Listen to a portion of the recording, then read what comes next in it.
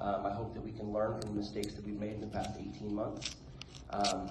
I don't like coming to these meetings. I want to be 100% with you. I would rather be at home with my children, continuing to educate them throughout the day and the evening and having my blessings at night with my dinner or whatnot, right? I would much rather be doing that. Instead, I'm driving to other cities near my area and I'm having to come and defend people because I have these people in positions that seem to want to follow these tyrants. And when I hear an assembly bill being brought forward, I'm having a hard time listening to it because it really doesn't matter if it violates my Bill of Rights or my Constitution.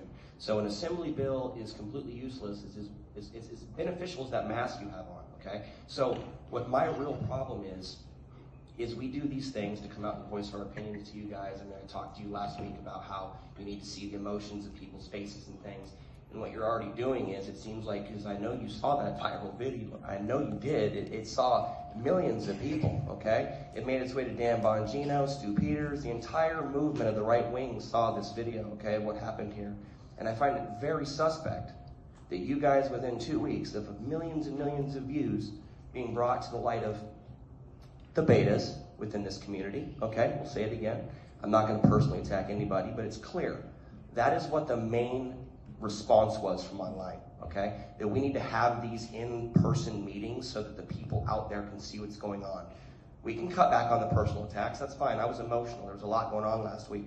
But I do feel like you removing our ability to extrapolate ourselves or come out and have positive discourse is only gonna make things worse. And what you're gonna have happen is people starting to protest. If they can't see you, they're gonna find places to see you. And then you get like those government officials, right, where they're being followed around. We don't ever wanna get to that point.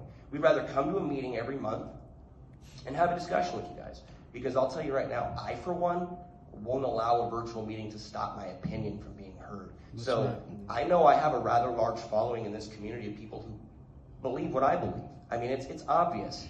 Based on what I've seen in the last 3 weeks and the response from the last meeting that occurred here, Sacramento just announced too. What do you know? That's the city I live in. Isn't that suspect that they decide to stop having in-person meetings too? I think it has something to do with the fact that there's men like me who will show up and I will hold people accountable.